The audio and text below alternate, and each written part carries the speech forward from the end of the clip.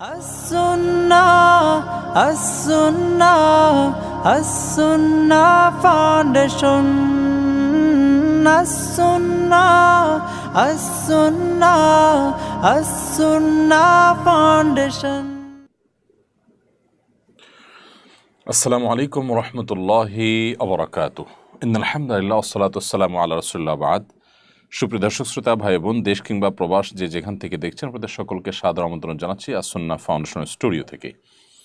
আপনারা দেখছেন as-Sunnah foundation আয়োজিত সাপ্তাহিক সরাসরি প্রশ্ন উত্তরমূলক অনুষ্ঠান শরীআহ সমাধানের 248তম পর্ব। অন্যান্য দিনের মতো আজও ইনশা আল্লাহ তাআলা আপনাদের সঙ্গে ঘণ্টা ব্যাপী থাকছে এবং আপনাদের করা জীবন জিজ্ঞাসার উত্তর কোরআন এবং হাদিসের আলোকে দেওয়ার চেষ্টা করছি। ওয়ামা তৌফিকি ইল্লা বিল্লাহ। প্রিয় দর্শক, আপনার যে কোনো জীবন জিজ্ঞাসা বাংলায় সংক্ষেপে লিখুন, আমরা আপনার প্রশ্নের উত্তর দেওয়ার আপ্রাণ চেষ্টা অব্যাহত রাখব। সেই সাথে কোরআন এবং হাদিস ভিত্তিক জ্ঞানের এই অনুষ্ঠানটি অন্যদের দেখবার সুবিধার্থে শেয়ার করে দিতে আমরা কেউ না ভুলি। as-Sunnah ফাউন্ডেশনের কোনো আপডেট থাকলে সাধারণত লাইভের শুরুতে আমরা সেটি দিয়ে থাকি। তারই ধারাবাহিকতায় আপনাদেরকে আমরা একটি আপডেট দিতে পারি, তা হলো ইনশাআল্লাহ এ সপ্তাহেই আমাদের শীতবস্ত্র কার্যক্রম শুরু হতে যাচ্ছে। এবারে শীতবস্ত্র কার্যক্রমে একটু ভিন্নতা থাকছে কিছুটা অভিনবত্ব। আমরা ইনশাআল্লাহ বিদিনিল্লাহ এবার শীতবস্ত্র বিতরণে কম্বলের পাশাপাশি চাদর এবং সেই সাথে কানটুপি এবং মোজা পুরো প্যাকেজ দেওয়ার চেষ্টা করছি, যাতে করে একটা পরিবার শীত থেকে তিনি পরিপূর্ণভাবে নিজেকে নিবৃত বা শীত নিবারণের ব্যবস্থা নিজে করতে পারেন। ইনশাআল্লাহ বিদিনিল্লাহ এটি এই সপ্তাহে শুরু করছি আমরা। বিস্তারিত সময় মতো আপনাদেরকে আমরা জানাবো। আর আমাদের স্কিল ডেভেলপমেন্ট ইনস্টিটিউটের যে বড় শেড নির্মাণ কাজ, সেটিও আলহামদুলিল্লাহ অনেকখানি এগিয়ে গেছে। আমরা ইনশাআল্লাহ সেখানে পুরোদমেই আমাদের স্কিলের যে কার্যক্রম সেগুলোকে পরিচালনা করব ইনশাআল্লাহ তাআলা। পাশাপাশি আমাদের বন্যা দুর্গত যে ফেনী, বৃহত্তর ফেনী, লক্ষ্মীপুর, কুমিল্লা এ অঞ্চলে আমাদের যে পুনর্বাসন কার্যক্রম এর ঘোষণা দেওয়া হয়েছিল, সেটি কার্যক্রম চলমান আছে। সেখানে আমাদের টিম আছে, তারা কাজ করছেন। বেশ কয়েক মাস লেগে যাবে ঘরগুলো নির্মাণ করতে। ইনশাআল্লাহ আপনাদেরকে আমরা সময়মত আপডেট দেব। ইতিমধ্যে যে সমস্ত প্রশ্ন আমার কাছে চলে আসছে, এর মধ্যে প্রথমে আমি দেখতে পাচ্ছি নিশাত তাবাসসুম, আপনার প্রশ্ন আপনি লিখেছেন, আমি একজন মেডিকেল শিক্ষার্থী, যে রুমে সত্যিকারের মানব কঙ্কাল আছে সে রুমে নামাজ পড়া যাবে কিনা? নিশাত তাবাসসুম, যে রুমে মানব কঙ্কাল আছে, অরিজিনাল মানব কঙ্কাল যদি থাকেও, সেখানে নামাজ পড়তে কোনো অসুবিধা নেই। এটি কোনো প্রাণীর ছবি কিংবা ভাস্কর্য নয়। এমনকি কঙ্কালের ছবি যদি অঙ্কন করা থাকে, সেখানে নামাজ পড়লেও কোনো অসুবিধা হবে না। কারণ যেখানে একটি পূর্ণাঙ্গ প্রাণীর চোখ, কান, নাক, মুখ, হাত ইত্যাদি অঙ্কন করা থাকে, এরকম ফেস বা পরিপূর্ণ অবয়ব, কমপ্লিট অবয়ব যদি থাকে, সেটা যেখানে থাকে সেখানে মূলত রহমতের ফেরেশতা প্রবেশ করেন না, যদি সেটি আপনার প্রিন্টেড অথবা কোনোভাবে সেটার ডামি বা ভাস্কর্য যদি থাকে। অতএব মানব কঙ্কাল অরিজিনালটা থাকুক কিংবা ছবি অঙ্কন করা থাকুক, সেখানে নামাজ পড়তে কোনো অসুবিধা নেই। তবে হ্যাঁ, এমন কোনো জায়গায় স্থাপন করা উচিত না যেখানে আসলে নামাজি ব্যক্তির চোখের সামনে দৃষ্টি সীমানায় পড়বে এবং তার মনোযোগকে নষ্ট করতে পারে, সেটি ভিন্ন বিষয়। তবে এরকম মানব কঙ্কাল কোথাও থাকলে সেখানে নামাজ পড়া যাবে, কোনো অসুবিধা নেই। কম্বল, ব্লেজার ও কোটি সাধারণত ড্রাই ওয়াশ করতে হয়, পানিতে ধোয়া যায় না। ড্রাই ওয়াশ করলে কি কাপড় চোপড় পবিত্র হয় নাকি পানি দিয়ে ধোয়া বাধ্যতামূলক? ড্রাই ওয়াশ করে যদি কাপড়কে পবিত্র করা হয়, যে সমস্ত কাপড় ধোয়া যায় না, ধুলে সেটা ক্ষতিগ্রস্ত হয়, নষ্ট হয়ে যায়, সেটাকে ড্রাই ওয়াশ করা যাবে। ড্রাই ওয়াশের মাধ্যমে যদি নাপাকের আলামত দূর হয়, তাহলে ইনশাআল্লাহ সেটি পাক হয়ে যাবে। আমরা যে সমস্ত জিনিস সাধারণত ধুয়ে নিংড়াতে পারি না, সেগুলো পাক করার বিধান অনেকটা এরকমই। ধরুন কোনো ওয়াল কিংবা ফ্লোর, সেটা কাপড় চোপড়ের মতো 3 বার পানিতে চুবানো কিংবা পানি দিয়ে ধোয়া এবং নিংড়ানোর যে নির্দেশ রয়েছে, এখানে সেটা সম্ভব না। অতএব এখানে পানি ঢেলে দিয়ে শুকিয়ে নিলে হয়। আর যেখানে পানি ঢালাও সম্ভব না, ধরুন কোনো তোশক অথবা বড় কোনো কার্পেট, যেটা আসলে পানি দিয়ে ধুতে গেলে নষ্ট হয়ে যায় বা ধোয়া সম্ভব না, তুলা দিয়ে তৈরি যে লেপ রয়েছে এই জাতীয় এগুলো ধোয়া যায় না। তো সেগুলো যদি শুকিয়ে ফেলা হয় এবং নাপাকির যে আলামত আছে সেগুলো যদি দূর হয়ে যায়, ইনশাআল্লাহ সেটি পাক বলে গণ্য হবে। তামাত্তু কিরান হজ পালনকারী যে কোরবানি বা দম দিয়ে থাকেন, অর্থাৎ দমে শূকরের গোশত খাওয়া যায় আছে কিনা? হ্যাঁ, হজযাত্রী বা হাজী সাহেব তিনি যে দমে শূকর বা কোরবানি দিয়ে থাকেন, এটা তারা নিজেরা তার গোশত খেতে পারেন। শুধু হাজী সাহেবই নয়, হাজী সাহেব নিজে তো খেতে পারেন, তার সহযাত্রী হাজীদেরকে খাওয়াতে পারেন এবং তারা যে কাউকে দিতে পারেন, কিন্তু বিক্রি করতে পারবেন না, জাস্ট এটুকু। আর যে দমগুলো সাধারণত হয়ে থাকে জরিমানামূলক, সেগুলোর গোশত মক্কায় থাকা অভাবী গরিবদেরকে দান করে দিবেন। আর যদি মক্কায় সেরকম গরিব না পাওয়া যায়, তাহলে মক্কায় জবে করার পর সেই গোশত বাইরে পাঠানো যাবে, কিন্তু সেটা নিজেরা খাওয়া যাবে না। অতএব কোরবানির যেটা হয়ে থাকে ঈদের দিনে হাজী সাহেবের দমের শূকর, সেটার গোশত হাজী সাহেবরা খেতে পারলেও যেটা কাফারামূলক দম বর্তায়, সেটা কিন্তু হাজী সাহেব নিজে খেতে পারেন না। এরপরে এমডি মাহমুদুল হাসান সিয়াম লিখেছেন, মসজিদ নির্মাণের মালামাল ট্রাকে করে মসজিদে আনার জন্য কোনো রাস্তা না থাকায় মসজিদ কমিটি কৃষকদের অসম্মতি থাকা সত্ত্বেও তাদের জমির ফসল উপর দিয়ে নিয়ে আসেন। এই কাজটা কতটা শরীয়তসম্মত? খুবই জঘন্য এবং সম্পূর্ণ নাজায়েজ কাজ। মসজিদ নির্মাণের মালামাল আনার জন্য যদি কোনো রাস্তা না থাকে, তাহলে যে কোনো মূল্যে কৃষকদের সম্মতি নিয়ে তাদের জমির উপর দিয়ে আনতে হবে। তাদের ফসল নষ্ট করে তাদের অসম্মতিতে যদি সেই মালামাল আনা হয়, তাহলে গুনাহগার হবেন সেই কর্তৃপক্ষ যারা বলপূর্বক বা তাদের সন্তুষ্টি ছাড়া এই কাজটি করেছেন। সন্দেহাতীতভাবে তারা পাপিষ্ঠ এবং আল্লাহ সুবহানাহু ওয়া তাআলার কাছে এর জন্য জবাবদিহিতার মুখোমুখি হবেন। নিজেরা অন্যায় করতেন, সেটি একটি অপরাধ হতো, আর এখানে আল্লাহর ঘরের জন্য অন্যায় করে দুটি অপরাধ হয়েছে। অর্থাৎ অন্যায় তো করেছিলেন, সেই সাথে আল্লাহর ঘরকে অন্যায় কাজে ব্যবহার করেছেন, এটি আরেকটা অন্যায় হলো। তো এই জন্য এটি একেবারেই অনুচিত এবং গুনাহের কাজ। এর জন্য আল্লাহর কাছে দায়ী থাকতে হবে। বান্দার হকের ব্যাপারটা একজন মুসলমান সবচেয়ে গুরুত্বের সাথে দেখবেন। আল্লাহ তাআলা আমাদেরকে হেদায়েত নসিব করুন।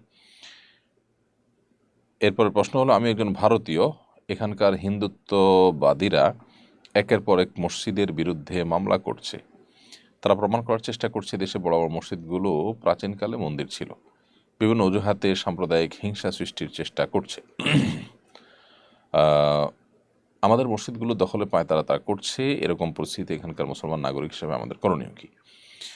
আমরা আপনাদের এই করুণ দৃশ্যগুলো সোশ্যাল মিডিয়ার মাধ্যমে দেখতে পাচ্ছি, যেটি খুবই দুর্ভাগ্যজনক, আমাদের পীড়াদায়ক আমাদের জন্য। আমরা খুব কষ্ট পাই এ সমস্ত দৃশ্য দেখে। আমরা আপনাদের জন্য দোয়া করি মনে প্রাণে, আল্লাহ রাব্বুল আলামিন আপনাদের কষ্ট দূর করে দিন, আপনাদের দুঃখ দুর্দশা আল্লাহ সুবহানাহু ওয়া তাআলা মোচন করে দিন এবং আল্লাহ তাআলা আপনাদেরকে এই পরিস্থিতি থেকে উত্তরণের পথ বের করে দিন। আমরা দোয়া করি মনে প্রাণে। সেই সাথে আপনাদেরকে বলবো, আপনাদের দেশে যে সমস্ত ওলামা ইকরাম আছেন, সে সমস্ত বিজ্ঞ পণ্ডিত এবং দায়িত্বশীল ওলামা ইকরামের পরামর্শ এবং তাদের পথ নির্দেশকে আপনারা মেনে চলবেন। তাদের পরামর্শ এবং তাদের পথ নির্দেশ যদি আপনারা মেনে চলেন, তাহলে ইনশা আল্লাহ তাআলা আশা করা যে আমরা সঠিক পথের দিশা পাবো, আপনারা সঠিক পথের দিশা পাবেন। আমরা যেহেতু সে দেশে থাকছি না, এদেশে বসে সে দেশের পরিপূর্ণ পরিস্থিতি, আপনাদের প্রেক্ষাপট, ভালো মন্দ দিকগুলো বিবেচনা করা আমাদের দ্বারা পুরোপুরি সম্ভব নয়। সেজন্য আমরা আপনাদেরকে আসলে সুনির্দিষ্ট গাইড দেওয়া এখান থেকে কঠিন। তবে এটুকু বলবো যে আপনারা এ ধরনের পরিস্থিতিতে বিচক্ষণতার পরিচয় দিয়ে আপনাদের সার্বিক দিক বিবেচনা করে তারপর আপনাদের সিদ্ধান্ত নিতে হবে যে আপনাদের করণীয় কী হবে। মামলাগুলোর যদি আইনিভাবে মোকাবেলা করার মতো শক্তিশালী ব্যবস্থা থাকে বা সেরকম ন্যায় বিচার বা সুযোগ থাকে, তাহলে অবশ্যই সেটা করা দরকার। আর এর বাইরে আল্লাহ সুবহানাহু ওয়া তাআলার কাছে দোয়া এবং নানাভাবে বিশ্ব মিডিয়ার কাছে জিনিসগুলোকে তুলে ধরা, যদিও বিশ্ব মিডিয়া মুসলমানদের উপরে অন্ধ, তারপর সাধ্য অনুযায়ী মুসলমানদের ব্যাপারগুলোতে অন্তত সিরিয়াস যে সমস্ত মিডিয়াগুলো আছে, আল জাজিরা সহ অন্যান্য মিডিয়াগুলো, সেগুলোতে আপনারা বিষয়গুলোকে নিয়ে আসার চেষ্টা করতে পারেন। আমরা দোয়া করি আপনাদের জন্য, আল্লাহ তাআলা আপনাদেরকে উদ্ধার করুন এবং সেই সাথে আপনাদের বিচক্ষণ বিদগ্ধ দায়িত্বশীল আমাদের সাথে আপনারা পরামর্শ করে সিদ্ধান্ত নেবেন। মোহাম্মদ রাশিক শাহরিয়ার আপনি লিখেছেন, জুমার দিন আমাদের এলাকার মসজিদে বাংলা বয়ানের সময় মাইক অন করে দেয় যাতে বাসার মা বোনরা শুনতে পারে, এটা কি ঠিক হচ্ছে কিনা? জি, অবশ্যই মা বোনরা শুনতে পারেন, কোনো দিনই কোনো আয়োজন, যে কোনো দিনই হালাকা, ওয়াজ নসিহত, সেগুলো মা বোনদের শোনার সুবিধার্থে যদি এই ব্যবস্থা করে রাখা হয় তাহলে সেটাকে আমরা দোষে কিছু মনে করছি না, এটা ঠিক আছে, বরং এটা প্রয়োজনীয় কাজ। তবে এতে অন্যান্য যারা আছেন, অন্য ধর্মাবলম্বী বলি বা আশেপাশে প্রতিবেশী বলি মসজিদের, তাদের জন্য অনেক বেশি কষ্টের কারণ না হয় সেদিকটাও খেয়াল রাখতে হবে। ভলিউমটা সেভাবে রাখতে হবে, মাইকগুলো সেভাবে সেট আপ করতে হবে। সম্প্রতি যুক্তরাজ্যে গুরুতর অসুস্থ ব্যক্তিদের স্বেচ্ছা মৃত্যুর পক্ষে ভোট দিয়েছেন দেশটির পার্লামেন্টের অধিকাংশ আইন প্রণেতা। স্বেচ্ছা মৃত্যু সম্পর্কে ইসলামের বিধান কি? যারা মানব রচিত বিধিবিধান দিয়ে তাদের নিজেদেরকে শাসিত করতে চায় এবং সমাজকে যারা শাসন করতে চায়, তারা সাধারণত তথাকথিত তাদের বিবেক বিবেচনা প্রসূত মানবাধিকার নিয়েই তারা ভাবেন, এর বাইরে তারা ভাবেন না। মূলত বাহ্যিক দৃষ্টিকোণ থেকে একটা জিনিস মানুষের অধিকার হলেও সেটার বহুবিধ দিক বিবেচনা করলে অন্যের অধিকার সেখানে জড়িয়ে থাকে, অথবা যার অধিকার রক্ষার কথা আমরা দেখছি বাহ্যিক দৃষ্টিকোণ থেকে খোলা চোখে, সেটা আসলে তারই অধিকার ভিন্নভাবে খর্ব হয়। তার নিজের প্রতি নিজের ক্ষতি সাধন করার মধ্য দিয়ে মানব জাতি ক্ষতিগ্রস্ত হয়, তার পরিবার, সমাজ এবং অনেকে নানাভাবে ক্ষতিগ্রস্ত হয়। এই জন্য ইসলাম একজন মানুষকে শুধুমাত্র নিজের বিবেক বিবেচনা দিয়ে কোনো কিছুকে বৈধ অবৈধ করার রাইট দেয়নি। ইসলাম আমাদেরকে নির্দেশ করেছে যে আমরা আমাদের বৈধ অবৈধ সব কিছুকে আমাদের সৃষ্টিকর্তার উপর ন্যস্ত করব। আমার সৃষ্টিকর্তা যেভাবে আমাকে গাইডলাইন করবেন সেভাবে আমরা আমাদের নিজেদেরকে পরিচালনা করব ইনশাআল্লাহ তাআলা। এই যে স্বেচ্ছা মৃত্যুর অনুমোদন তারা দিচ্ছেন, তারা মনে করছেন যে একজন মানুষের শরীর, তার জীবন তিনি কতক্ষণ রাখবেন না রাখবেন এটা একান্ত তার ব্যাপার।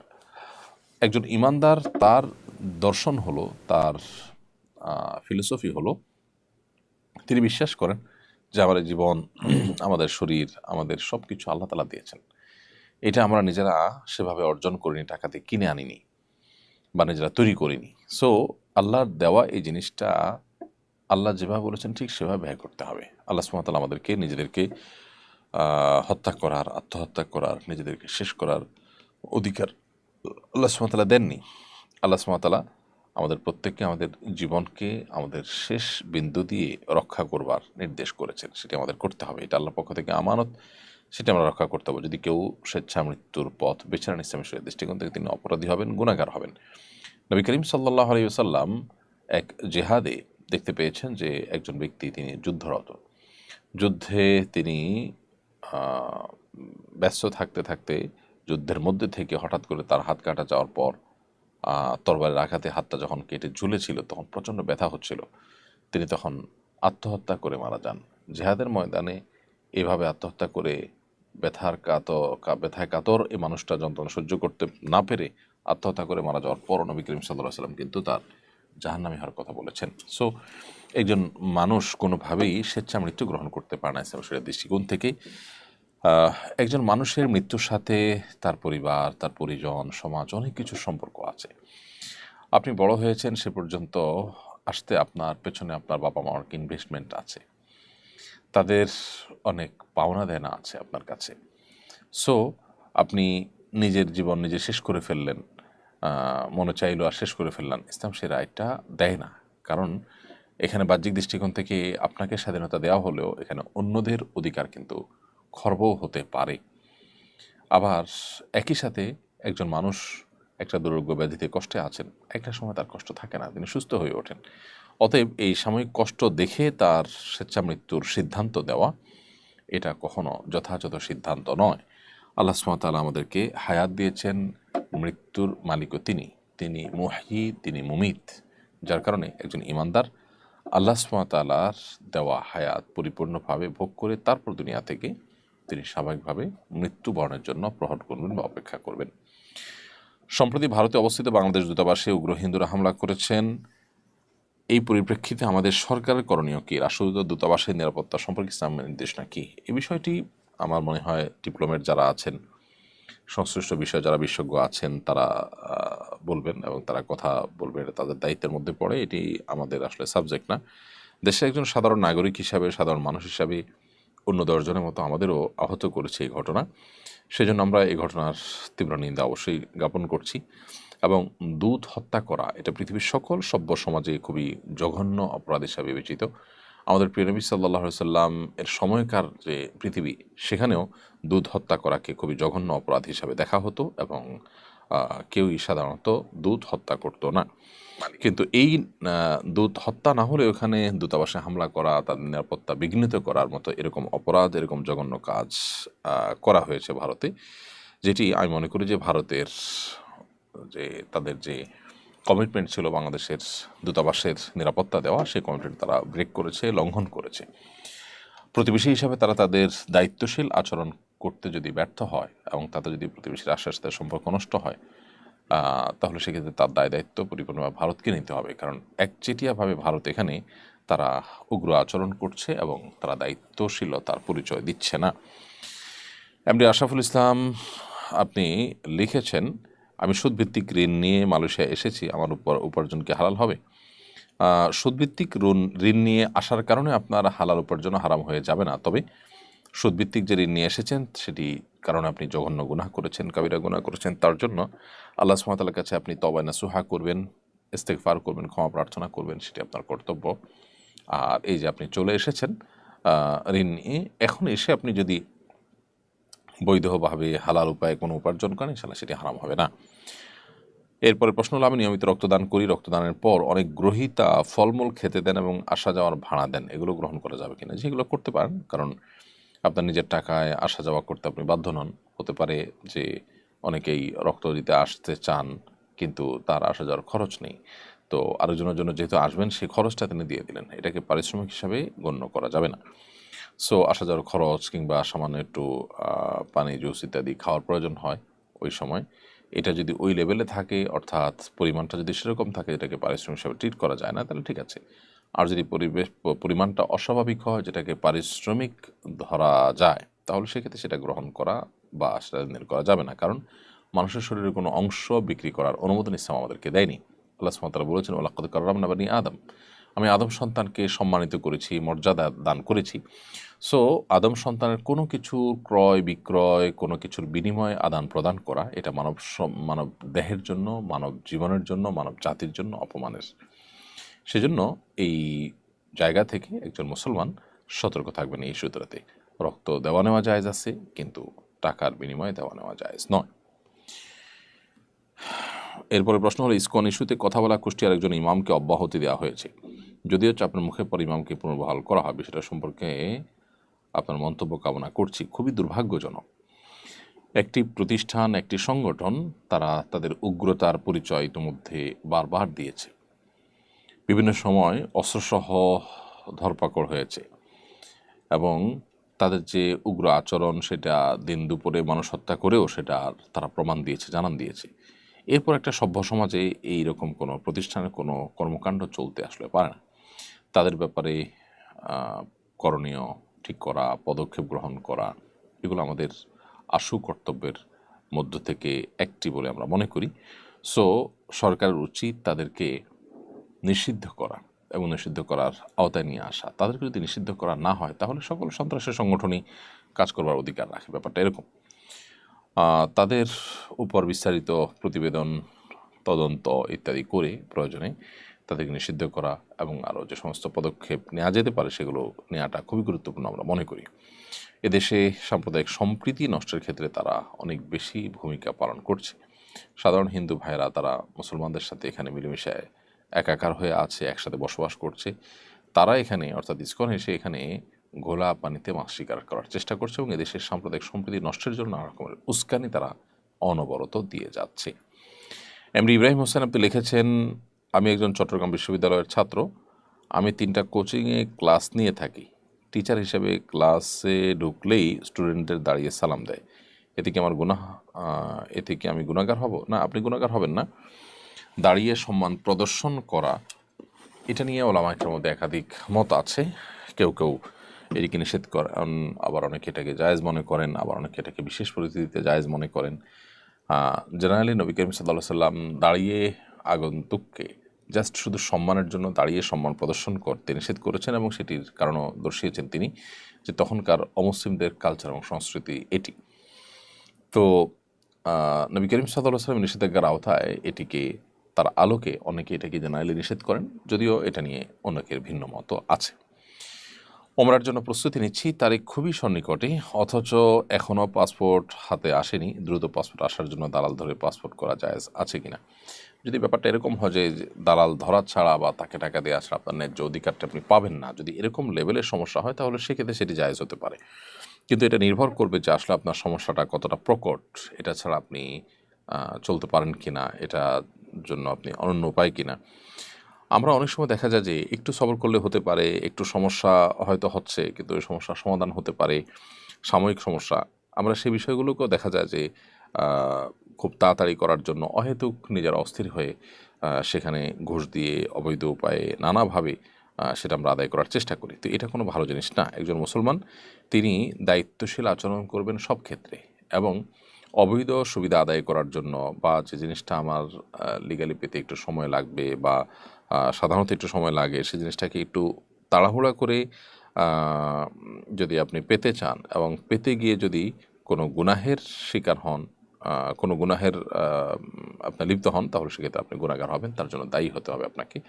আল্লাহ সুবহানাহু ওয়া তাআলার কাছে আপনার জবাবদিহি করতে হবে। তো সেজন্য আমাদের চেষ্টা করতে হবে যে সর্বোচ্চ আমরা যেন এ জাতীয় পরিস্থিতিতে আপনার মনে চাইলো আর আমরা ঘুষ দিয়ে সেটা একটু তাড়াহুড়ো করে নিলাম, এটা করা উচিত হবে না, তাহলে গুনাহগার হবেন। হ্যাঁ, নিরুপায় হয়ে গেছেন, টাকা ছাড়া হচ্ছে না, টাকার জন্যই হচ্ছে না, এরকম যদি হয় তাহলে নিতে পারবেন টাকা দিয়ে। বাংলাদেশের গণমাধ্যমের ভূমিকা নিয়ে জনমনে অনেক প্রশ্ন আছে। অনেক গণমাধ্যম এজেন্ডা ভিত্তিক সংবাদ প্রচার করে। এসব গণমাধ্যম সম্পর্কে আমাদের ভূমিকা কী হওয়া উচিত? এগুলো তো আজকে নতুন নয়। বাংলাদেশে বহুদিন ধরে আমরা এটি দেখতে পাচ্ছি যে এজেন্ডা ভিত্তিক সংবাদ তারা প্রচার করছে, এবং তারা মানুষকে যা দেখাতে চাচ্ছে বিভিন্ন এজেন্ডা বাস্তবায়ন করার প্রয়োজনে সেটাই তারা দেখাচ্ছে। আবার যেটা দেখানোটা তাদের জন্য তারা ভালো মনে করছে না, সেটাকে তারা ইগনোর করছে। তো এই যে ব্যাপারটা, এই ব্যাপারটার কারণে এই গণমাধ্যমগুলো আসলে গণমাধ্যম না হয়ে প্রচার যন্ত্রে পরিণত হয়েছে, এবং এই প্রচার যন্ত্রগুলো অনেক ক্ষেত্রে সর্বসাধারণের যে স্বার্থ আছে সেটিকে রক্ষা না করে তারা গোষ্ঠী বিশেষের স্বার্থকে রক্ষা করছে বা তাদের এজেন্ডা তারা বাস্তবায়ন করছে। এগুলো গণমাধ্যমের রূপ ধারণ করেছে মাত্র। এগুলোর ব্যাপারে সাধারণ মানুষ হিসাবে আমাদের রোল হওয়া উচিত এদেরকে বর্জন করা, এদেরকে চিহ্নিত করা, এদের রূপটাকে মানুষের কাছে জানানো। তারা এ সমাজের অনেক নিউজ আছে যেগুলোকে ইগনোর করে, তারা তাদের মতো একটা পজিটিভ নিউজকে নেগেটিভ করে দেখায়, আবার একটা নেগেটিভ জিনিসকে পজিটিভ করে দেখায়। তারা বিদেশিদের বিভিন্ন দেওয়া এজেন্ডা, বাহিরের বিভিন্ন কালচারাল যে যুদ্ধ চলছে সেগুলোর অংশ হিসেবে তারা বিভিন্ন জিনিসকে সমাজে পুশ করার জন্য অ্যাগ্রেসিভলি তারা চেষ্টা করে। তারা জাতির দর্পণ হওয়ার কথা, জাতির যে আপনার বাস্তব এবং প্রকৃত চিত্র সেটা তুলে ধরার কথা তাদের, সেটা না ধরে তারা তাদের মতো করে জিনিসগুলোকে প্রচার করছে। এই জন্য একজন ইমানদার, একজন মুসলমান তিনি তার জায়গা থেকে সর্বোচ্চ চেষ্টা করবেন এগুলোকে যাচাই বাছাই করে তারপর গ্রহণ করা এবং এই জাতীয় গণমাধ্যমগুলোকে চিহ্নিত করা। ফ্যাক্ট চেকিং এর মাধ্যমে আজকাল বিভিন্ন তথ্যপাত্র যাচাই করা যায়। সে সমস্ত ফ্যাক্ট চেকারদের সহযোগিতা নেওয়া যেতে পারে। তাদের এই সমস্ত গণমাধ্যমের কোনো তথ্য বিশ্বাস না করে সেগুলো থেকে আমরা তথ্যপত্র নিয়ে তারপরে তার মাধ্যমে কোনো জিনিসকে আমরা বিশ্বাস করতে পারি। তাহলে সেক্ষেত্রে আমরা বিপদগ্রস্ত হওয়া থেকে বা তাদের মিথ্যাচার দ্বারা ক্ষতিগ্রস্ত হওয়া থেকে আমরা রক্ষা পেতে পারি ইনশাআল্লাহ তাআলা। এরপরে প্রশ্ন দেখতে পাচ্ছি আমি, এমডি আসাদুল ইসলাম জয়, আপনি লিখেছেন, আমি আমার মা বাবাকে বারবার বলি ব্যাংক লোন না নেওয়ার জন্য, কিন্তু তারা আমার কথা মানছেন না, তবে কি আমার গুনাহ হবে? ভাই আসাদুল ইসলাম জয়, আপনার বাবা মাকে ব্যাংক লোন নিতে নিষেধ করার পরও তারা যে ব্যাংক লোন নিচ্ছেন এবং আপনার কথা শুনছেন না, সেজন্য তারা গুনাহগার হবেন, এবং আপনি যেহেতু নিষেধ করেছেন অন্য থেকে আশা করা যায় আপনি আল্লাহ তাআলার কাছে গুনাহগার হবেন না। তবে আপনি যদি ওইটার সুফল ভোগ করেন, সেটার যে লাভ সেটা যদি আপনি ভোগ করেন, তাহলে সেক্ষেত্রে আপনার দায় আসবে। আপনার উচিত সেই লাভটাকেও অ্যাভয়েড করা, বর্জন করা, এবং আপনি নিজে চলার জন্য কোনো ব্যবস্থা না থাকলে নিজে উদ্যোগী হয়ে আশু কোনো একটা ব্যবস্থা গ্রহণ করা, তারপরও হারামের উপর নির্ভর না করা। বাবা মাকে বুঝিয়ে যদি বিরত রাখতে না পারেন, তাহলে বিভিন্ন কৌশলে বিভিন্ন পদক্ষেপ নিয়ে তাদেরকে কিভাবে বোঝানো যেতে পারে, তাদেরকে কিভাবে কনভিন্স করা যেতে পারে, তাদেরকে কিভাবে সংশোধনী আনা যেতে পারে, সে বিষয়ে আপনি নানাভাবে চেষ্টা চালাতে পারেন। এরপরে নাজিউল্লাহ আল জিহাদ আপনি লিখেছেন, মিশর থেকে বলছি, এখানে অনেক মসজিদে মুয়াজ্জিন নিজে আজান না দিয়ে রেকর্ড করে ছেড়ে দেয়, শরীয়তের দৃষ্টিতে আজানের বিধান কি? ওলামায়ে আহনাফ সহ অন্যান্য ওলামায়ে কেরাম, হাম্বলি মাযহাব এবং হানাফি মাযহাবের মুফতাবি কওল, পৃথিবীর ফুকাহায়ে কেরামের অনেকের মতে এটি আজানের জন্য যথেষ্ট হবে না। রেকর্ডের আজান দিয়ে আজান দিলে সে আজান শরিয়ার আজানের যে নির্দেশনা রয়েছে সবার উপরে, পুরা সমাজের মানুষের উপরে, সেটি আদায় হবে না। যদিও যারা রেকর্ড আজান দিচ্ছেন সে সমস্ত ওলামায়ে কেরাম অনেকেই এটিকে জায়েজ মনে করেন, বাট আমরা এটাকে জায়েজ মনে করি না। অমুসলিম প্রতিবেশীর প্রতি আমাদের আচরণ কেমন হওয়া উচিত, এরপর ইসলাম আমাদেরকে কী নির্দেশনা দেয়? অমুসলিম প্রতিবেশীর সাথে আমাদের সদাচরণ থাকা দরকার, সুন্দর আচরণ করা দরকার। তাদের সাথে প্রতিবেশী সুলভ তাদের যে অধিকার আছে সে অধিকারগুলো তাদেরকে দিতে হবে। তাদের কোনোভাবে কষ্ট দেওয়া যাবে না, ডিস্টার্ব করা যাবে না। তাদের সাথে আমাদের খাদ্য, খাবার, উপহার এগুলো আমরা শেয়ার করতে পারি, আদান প্রদান করতে পারি। তাদের সাথে আমাদের স্বাভাবিক আচার আচরণ থাকতে কোনো প্রকার বাধা ইসলাম আমাদেরকে দেয় না। আল্লাহ সুবহানাহু ওয়া তাআলা বলেছেন কোরআনে কারীমে, লা ইয়ানহাকুমুল্লাহু আনিল লাযীনা লাম ইউকাতিলুকুম ফিদ-দীন ওয়া লাম ইখরিজুকুম মিন দিয়ারিকুম আন তাবাররুহুম ওয়া তুকসিতু ইলাইহিম ইন্নাল্লাহা ইউহিব্বুল মুকসিতিন। যে সমস্ত অন্য ধর্মাবলম্বীরা তোমাদের উপরে কোনো ধর্মযুদ্ধ চাপিয়ে দেয়নি, কোনো প্রকার তোমাদেরকে দেশান্তর করে ছাড়েনি, তাদের প্রতি সদাচরণ করতে, ন্যায়নিষ্ঠ আচরণ করতে আল্লাহ তাআলা তোমাদেরকে নিষেধ করেন না, বরং আল্লাহ তাআলা ন্যায়নিষ্ঠ আচরণকারীদেরকে ভালোবাসেন। সো আমরা তাদের সাথে নিষ্ঠ আচরণ করব, তাদের প্রতি সদয় আচরণ করব, ইসলামের সৌন্দর্য আমাদের আচরণের মধ্য দিয়ে ফোটানোর চেষ্টা করব ইনশাআল্লাহ তাআলা। এমডি আলামিন ইসলাম আপনি লিখেছেন, পাতানো বোনের সাথে সম্পর্ক ছিন্ন করলে কি আত্মীয়তা ছিন্নকারের গুনাহ হবে? না, পাতানো বোন পাতানোটাই তো জায়েজ নয়। পাতানো বোন পাতানোর মধ্য দিয়ে পর্দার বিধান যেমন লঙ্ঘন হয়, শরিয়ার পর্দা সংশ্লিষ্ট আর অনেক বেশি বিষয় আছে যে বিষয়গুলো লঙ্ঘন হয়, যার কারণে এরকম তথাকথিত পাতানো বোনের এই কনসেপ্টটাই ইসলামী শরীয়তের দৃষ্টিকোণ থেকে নাজায়েজ। সো সেই পাতানো বোন থেকে দূরে সরে আসলে সেটা অবশ্যই আত্মীয়তার চিহ্ন বললে গণ্য হবে না। ফাতিমা বেগম কলি আপনি লিখেছেন, আমার 3টা ছোট ভাই আছে, একটি বুদ্ধি প্রতিবন্ধী, তার প্রকৃত বয়স 37, মানসিক বয়স 2 থেকে 4।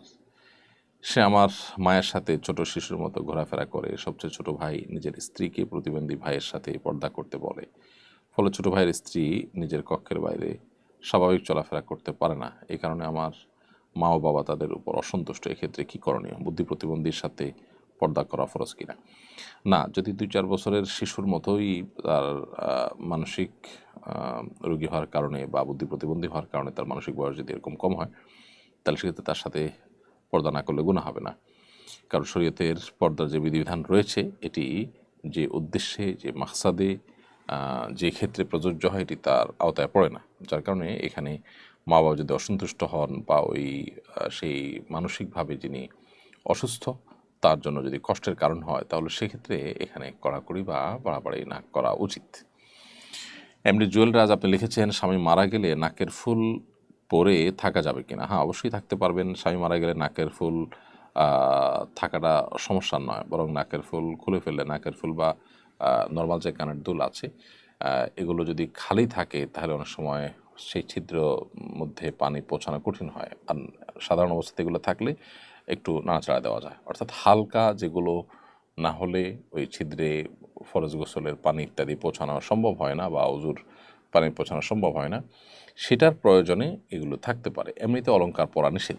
স্বামী মারা গেলে সাজসজ্জা করা, মানে সাজসজ্জার অংশ হিসাবে বাইরে গেলে যে সমস্ত অলংকার পরা হয় এরকম অলংকার পরা বা সাজসজ্জা করা এটা নিষেধ। বদলি হজের ক্ষেত্রে এমন ব্যক্তি নির্বাচন করা যাবে কিনা যিনি এখনও ফরজ হজ করেননি? উত্তর হলো না। যিনি নিজের ফরজ হজ আদায় করেননি তিনি আসলে বদলি হজ করতে পারবেন না।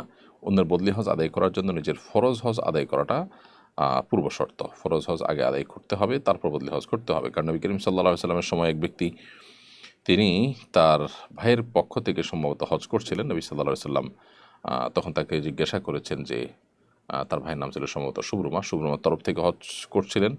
নবী সাল্লাল্লাহু আলাইহি ওয়াসাল্লাম বলেছেন, তুমি নিজের তরফ থেকে করেছো কিনা? তখন তিনি বলেছেন না। তখন নবী সাল্লাল্লাহু আলাইহি ওয়াসাল্লাম বলেছেন, তুমি তোমার পক্ষ থেকে আগে করো, তারপর তুমি শুভ্রমা তোমার ভাই তার তরফ থেকে হজ করবে। এই জন্য একজন মুসলমান বদলি হজ করার আগে নিজের হজ তাকে করতে হবে। ঠিক একই কথা প্রযোজ্য ওমরার ক্ষেত্রেও বদলি ওমরার আগে নিজের ওমরা সম্পাদন করতে হবে। মিম আক্তার লিখেছেন, বাবা মা আমাকে বিয়ে দিতে চান, আমি বিয়ে করতে চাই না, বাবা মায়ের অবাধ্য হওয়ার জন্য কি গুনাহগার হব? আজীবন কুমারী থাকার বিষয়ে ইসলামের বিধান কি?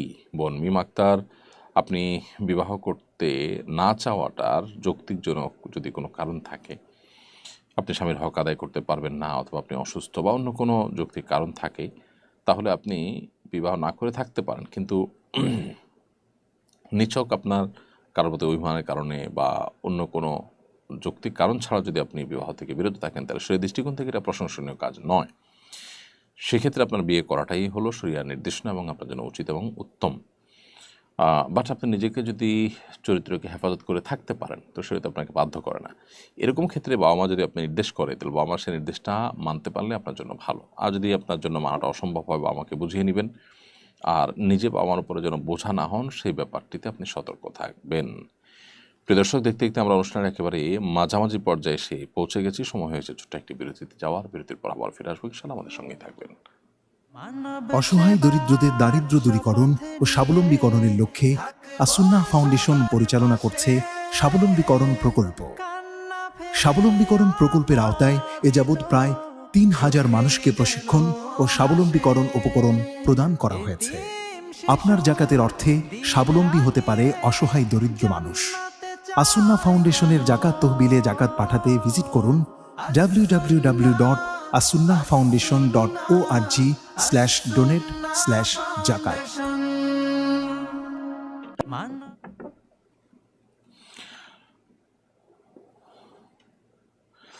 বিরতির পর আবারও আপনাদেরকে স্বাগতম জানাচ্ছি লাইভ অনুষ্ঠানে। আপনারা দেখতে পাচ্ছেন আসুন্নাহ ফাউন্ডেশন আয়োজিত সাপ্তাহিক সরাসরি প্রশ্ন উত্তরমূলক অনুষ্ঠান সরাসরি সমাধানের 248তম পর্ব। বিরতির আগে আমরা অনেকগুলো প্রশ্নের উত্তর দিয়েছিলাম। এরপর যে আমি দেখতে পাচ্ছি মোহাম্মদ শাকিল, আপনি লিখেছেন, সৌদি আরবের ব্যাংকের মাধ্যমে নির্দিষ্ট পরিমাণ রিয়াল দেশে পাঠালে সৌদি আরবের ব্যাংক ক্যাশব্যাক দেয়, এই ক্যাশব্যাক কি সুদ? বিস্তারিত জানাবেন। রিয়াল দেশে পাঠালে বা বাহির থেকে যে কোনো রেমিটেন্স দেশে আসলে তার জন্য যে প্রণোদনা সরকারিভাবে দেওয়া হয়ে থাকে, সেটি সুদ হিসাবে গণ্য হবে না। এটি আপনি নিতে পারবেন। এটা বিভিন্ন সময় আমরা বলেছি, এটি যে কোনো ভালো কাজ করলে উৎসাহ বা প্রণোদনা দিয়ে তাকে যদি কোনো কিছু দেওয়া হয়, সেই দেওয়াটা জায়েজ আছে, আর সেটি গ্রহণ করাও জায়েজ আছে। তো সেই রকম একটি বিষয় এটি, যার কারণে না জায়েজ হওয়ার কোনো কারণ নেই। শরীফা সুলতানা অনি আপনি লিখেছেন, একজন ব্যবসায়ী কোন কোন বিষয় লক্ষ্য রেখে ব্যবসা করবে? বোন শরীফা, যে ব্যবসায়ী তিনি আল্লাহ তাআলাকে ভয় করে মুসলিম হিসাবে হালাল উপায়ে ব্যবসা করতে চান, যে ব্যবসার মাধ্যমে তিনি কিয়ামতের ময়দানে কিয়ামতের ভয়াবহ দিনে তিনি নবীদের সাথে, সিদ্দিকদের সাথে, ওলিদের সাথে, নেককারদের সাথে হাসর হোক, সেটা চান, তাকে যে কাজটি করতে হবে তা হলো আমানতদারিতার সাথে, সততার সাথে ব্যবসা করতে হবে, সত্যবাদের সাথে ব্যবসা করতে হবে।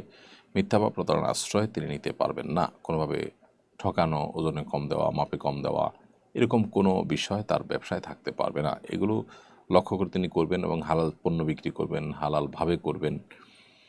এক কথায় ব্যবসায় হালাল মেনটেন করে চলবেন, নবী সাল্লাল্লাহু আলাইহি ওয়াসাল্লাম সুন্নাহ মেনটেন করে চলবেন। যদি সেটি করতে পারেন, তাহলে ইনশাআল্লাহ বিদিনে সেই ব্যবসাটা তার জন্য নেক আমল হিসাবে গণ্য হতে পারে। গতকাল আপনি অন্য ধর্মীয় নেতাদের সঙ্গে, প্রধান উপদেষ্টার সঙ্গে সাক্ষাৎ করেছেন, সেখানে আপনি সরকারকে কী পরামর্শ দিয়েছেন? এই বিষয়গুলো আমরা ইতিমধ্যে বলেছি বিভিন্ন জায়গায়। সেখানে আমরা সরকারকে মূলত পরামর্শ দিয়েছি যে আমাদের দেশের যারা অন্যান্য ধর্মাবলম্বীরা আছেন, তাদের মধ্যে যে অহেতুক ভয় রয়েছে, সেটি দূর করার জন্য মুসলমানদের সাথে তাদের, অর্থাৎ ধর্মীয় নেতাদের পারস্পরিক আলাপ আলোচনা বাড়ানো, তাদের সাথে উঠা বসা বাড়ানো এবং তাদের মধ্যে ডায়ালগ বাড়ানোর উদ্যোগ নেওয়া। এর মাধ্যমে তাদের মধ্যকার যে ভীতি আছে, সেই ভীতিটা কিছুটা হলেও কাটিয়ে তারা উঠতে পারবেন, সেটা দূর করতে পারবেন বলে আমরা মনে করি। আর এর পাশাপাশি তারা, অর্থাৎ অন্য ধর্মাবলম্বীরা, তারা যেন অন্যদের ফাঁদে পা না দেন। বিভিন্ন লোকজন দেশের বাহির থেকে, দেশের ভেতর থেকে তাদেরকে উস্কে দেওয়া, তাদেরকে অহেতুক ভয় সৃষ্টি করা, ত্রাসের সৃষ্টি করার যে চেষ্টা করছেন, সেগুলোতে তারা যেন সজাগ থাকেন, সতর্ক থাকেন, সেগুলো যেন তাদেরকে স্পর্শ করতে না পারে। সেজন্য নানাবিধ ব্যবস্থা নেওয়ার জন্য আমরা পরামর্শ দিয়েছি। এক একজন এক পরামর্শ দিয়েছেন। কেউ কেউ পরামর্শ দিয়েছেন যে দেশের বাইরে, অর্থাৎ ভারতে, আমাদের পার্শ্ববর্তী দেশে যে সংখ্যালঘু নির্যাতন হচ্ছে, সেগুলো নিয়ে আমাদের কথা বলা দরকার সরকারিভাবে। আমরা সেগুলো নিয়ে যদি কথা বলতাম, তাহলে আজকে তারা আমাদেরকে নিয়ে কথা বলার সুযোগ পেত না। আমরা যেহেতু কথা বলছি না, এর জন্য তারা আমাদের উপরে চেপে বসছে। মোহাম্মদ আশিক মণ্ডল আপনি লিখেছেন, পাক এবং নাপাক কাপড় একসাথে ধৌত করলে কি পাক কাপড়ও তিনবার ধৌত করতে হবে? পবিত্র এবং অপবিত্র কাপড় একসাথে যদি ধোয়া হয়, আর ধোয়ার ক্ষেত্রে যদি অপবিত্র কাপড় ধোয়ার যে পদ্ধতি, সেটা পবিত্র কাপড়ও একসাথে ধোয়ার সময় সে পদ্ধতিতে মেনটেন করা হয়, আপনি 3বার ধুইলেন এবং ভালো করে নিংড়ে নিলেন প্রত্যেকবার, তাহলে সেক্ষেত্রে পাক এবং নাপাক কাপড় উভয়টাই কিন্তু পবিত্র হয়ে যাবে। আব্দুল্লাহ আল কাইয়ুম আপনি লিখেছেন, আমি দেশের বাহিরে থাকি, আমার পরিবারের কেউ মারা গেলে আমার করণীয় কি? আমার দেশে ফিরতে ফিরতে অনেক সময় লেগে যাবে, এতক্ষণ কি মৃত মানুষকে কবর না দিয়ে রাখা ঠিক হবে? না, মৃত মানুষকে দ্রুততার সাথে কবর দিয়ে ফেলা উচিত। দেরিতে করে কবর দেওয়া বা লাশ কোনো যৌক্তিক কারণ ছাড়া রেখে দেওয়া, এর দৃষ্টিকোণ থেকে প্রশংসনীয় কোনো কাজ নয়। আপনি আসার পর কবর জিয়ারত করবেন এবং আপনি তার জন্য দোয়া করবেন, বা সেটিই যথেষ্ট। কিন্তু দিনকে দিন ফ্রিজে ফেলে রাখা, বিদেশ থেকে লোক আসবে সেজন্য, একেবারেই অনুচিত কাজ। নবী করিম সাল্লাল্লাহু আলাইহি ওয়াসাল্লাম একটি হাদিস রয়েছে, কোনো মানুষ মারা যাওয়ার পর দ্রুততার সাথে তাকে দাফন করে ফেলো, কারণ লোকটা যদি নেককার হয়, তাহলে তার জান্নাত থেকে তাকে এতটুকু সময় দূরে রাখাও তার প্রতি অবিচার। আর যদি আল্লাহ না করুক তিনি বদকার হন, তাহলে তাকে দ্রুততার সাথে দাফন করে পৃথিবীবাসীকে তার অভিশাপ থেকে, তার ক্ষতি থেকে, অনিষ্ট থেকে মুক্ত করা দরকার। সেজন্য দ্রুততার সাথে দাফন উভয় অবস্থাতে করা হলো নির্দেশিত। সো বিদেশে থাকলে তাদের জন্য দীর্ঘ সময় পর্যন্ত বা দীর্ঘদিন পর্যন্ত লাশ রেখে তাদের জন্য অপেক্ষা করা উচিত নয়। এগুলোতে আমাদের আবেগ, আমাদের যে আপনার বিভিন্ন রকমের জজবা আছে, সেগুলো আসলে পূরণ হয়। প্রকৃত অর্থে এতে আপনার আল্লাহ তাআলার আদেশ নিষেধ পালন করা হয় না। তো আমাদের আবেগ, আমাদের জেদ খেদ মিটিয়ে আসলে মৃত ব্যক্তির যদি লাভ না হয়, আমরা যদি ক্ষতিগ্রস্ত হই, তাহলে কী লাভ? বিধায় এখানে আবেগের চাইতে শরীয়ত বিধানকে বেশি গুরুত্ব দেওয়া উচিত। মোহাম্মদ আশরাফ চৌধুরী লিখেছেন, আরবি পড়িয়ে কি চুক্তি করে টাকা নেওয়া যাবে? আরবি পড়িয়ে চুক্তি করে টাকা তো নিতে পারবেন। যে কোনো বিষয়ে জ্ঞান দান করে, কাউকে শিক্ষা দান করে তার বিনিময় গ্রহণ করা জায়েজ আছে। এমনকি দিনই শিক্ষা দিয়েও আপনার বিনিময় গ্রহণ করা জায়েজ আছে, কারণ এই বিষয়গুলো এরকম যেগুলোর জন্য ডেডিকেট মানুষ না থাকলে এই বিষয়গুলো হারিয়ে যেতে পারে। সেজন্য যাতে করে এটাকে কেউ পেশা হিসাবে নিয়ে তার চলার জন্য তিনি এখান থেকে পারিশ্রমিক গ্রহণ করে চলতে পারেন, সেজন্য এটিকে সারা বিশ্বের সমস্ত উলামা ইকরাম জায়েজ বলেছেন। সো আরবি পড়িয়ে যদি চুক্তি করে টাকা নেওয়া হয়, সেটি জায়েজ আছে। এরপর রিলিজিয়াস রেডিয়েন্ট রেভুলেশন এই আইডি থেকে আপনি লিখেছেন, বিয়ে পড়ার সময় খুতবা না দিলে বিয়ে সম্পাদিত হবে কিনা? বিয়ে সম্পাদিত হয়ে যাবে। খুতবা দেওয়াটা বিয়ের জন্য ফরজ নয়, সুন্নাহ।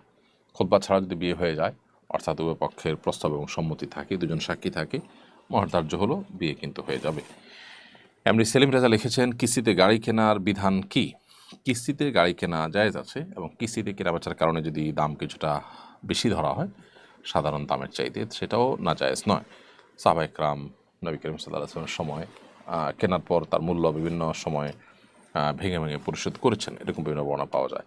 সেক্ষেত্রে নবী সাল্লাল্লাহু আলাইহি ওয়াসাল্লাম তাদেরকে দামের ক্ষেত্রে কোনো হেরফের না করা ইত্যাদি জাতীয় কোনো গাইডলাইন আলাদা করে দেননি বা নির্দেশনা দেননি। এই জন্য কিস্তিতে কেনাবেচা যেমন জায়েজ আছে, ঠিক তেমনিভাবে কিস্তিতে কেনাবেচার কারণে টাকার কম বেশি হলে সেটাও কিন্তু না জায়েজ নয়।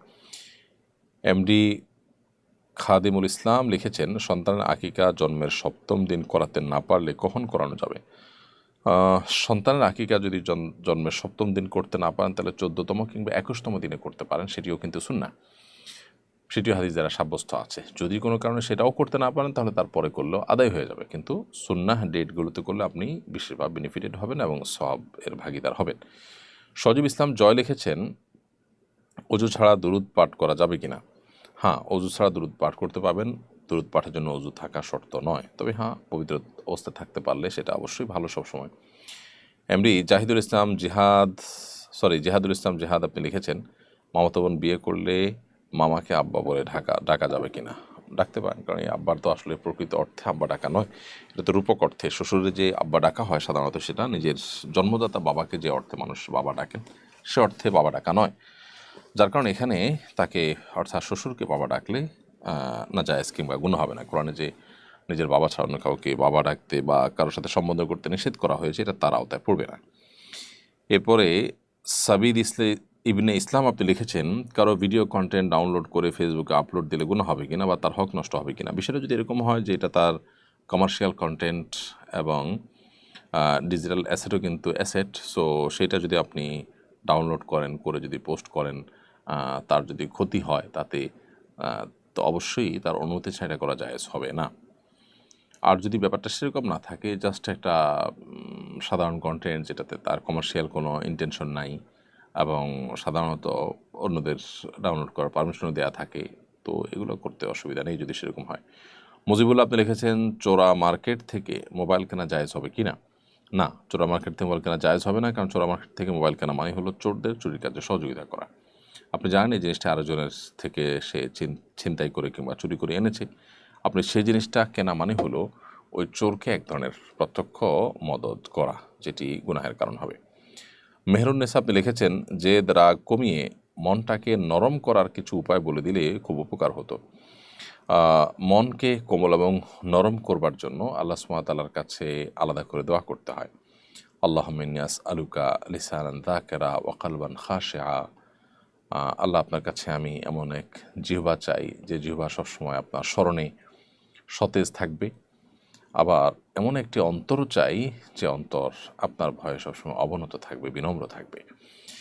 তো আল্লাহ সুবহানাহু ওয়া তাআলার কাছে দোয়া যেরকম করা যায় ঠিক একইভাবে যারা খুব নরম দিলে মানুষ আছেন, নেককার মুত্তাকি পরহেজগার মানুষ আছেন, তাদের সোহবত, তাদের সান্নিধ্য, তাদের সাহচর্য আমাদের সময় কাটাতে হবে। এরপর লিজা মনি আপনি এর থেকে লিখেছেন, ওয়াজ মাহফিলের জন্য রাস্তায় গাড়ি আটকিয়ে টাকা তোলা কি ইসলাম সমর্থন করে? টাকা তোলার জন্য গাড়ি আটকানো, গতিপথ থামানো, একরকম জোর করে বা লজ্জায় ফেলে মানুষের কাছ থেকে রশি দিয়ে রাস্তা আটকিয়ে তারপরে টাকা নেওয়াটা জায়েজ নয়। আর এমন কোনো উপায়েও মাহফিলের জন্য টাকা তোলা উচিত নয় যেটা অসম্মানজনক। মাহফিল এটা এমন কোনো বিষয় নয় আজকের বাস্তবতায় যেটা না হলে দিন অনেক বেশি ক্ষতিগ্রস্ত হয়ে যাবে, পার্টিকুলার মাহফিল না হলে।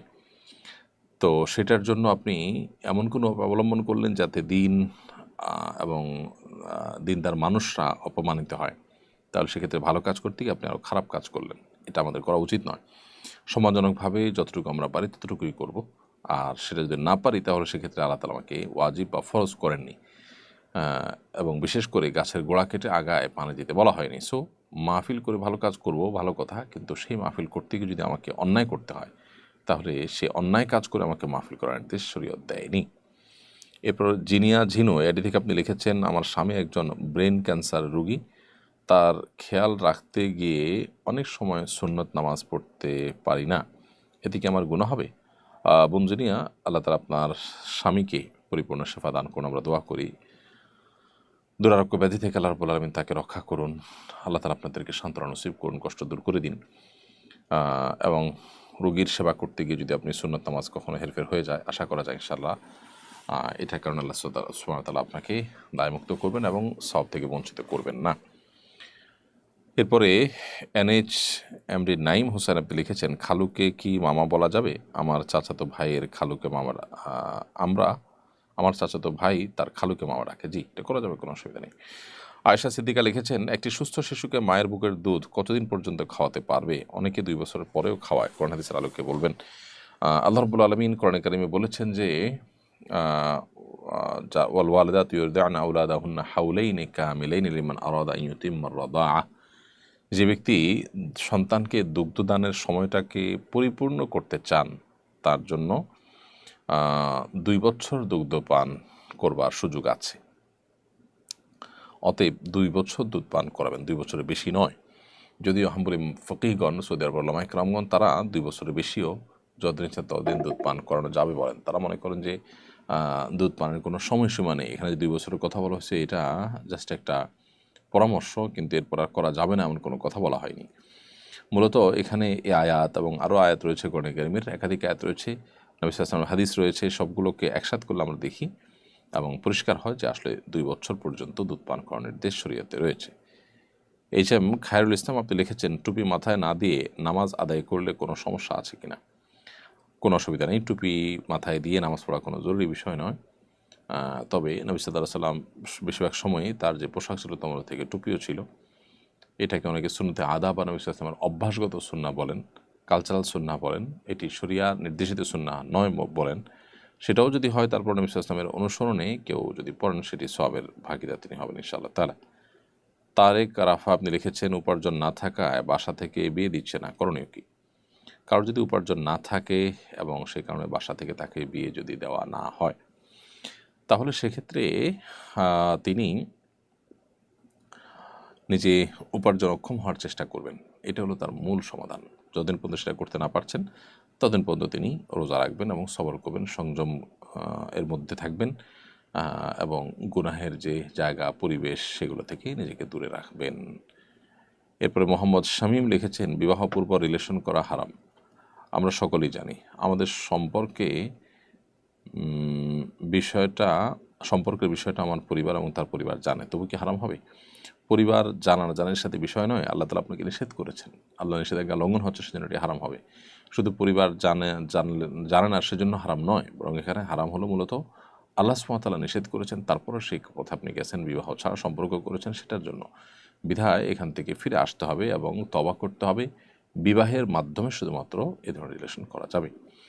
আব্দুল্লাহ মাহমুদ আপনি লিখেছেন, খ্রিস্টানদের হাতে রান্না খাওয়া যাবে কিনা? জি, খ্রিস্টান হোক, ইহুদি হোক, মুশরিক হোক, অন্য ধর্মাবলম্বীদের হাতের রান্না খেতে অসুবিধা নেই। তবে এটা মনে রাখতে হবে যে অন্য ধর্মাবলম্বীদের হাতে হালাল খাবার আমরা রান্না করা হলে সেটি খেতে পারবো। যদি তারা কোনো হারাম কিছু মিশায় অথবা হারাম খাবার দেয় তাহলে সেটা জায়েজ হবে না।